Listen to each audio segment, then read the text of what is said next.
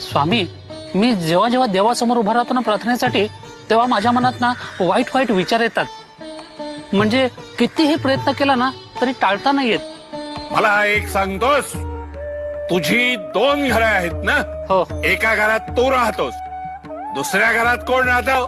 एक भाडेकरू ठेवलाय, बरीच वर्ष राहतोय.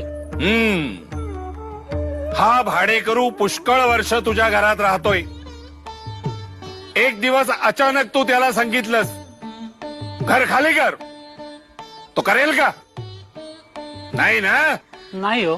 विरोध करेल, भांडेल, हो ना? हो. तसंच आहे, परमेश्वरासमोर तुम्ही प्रार्थना म्हणायला, स्तोत्र म्हणायला किंवा नामस्मरण करायला उभे राहता, म्हणजेच काय करता?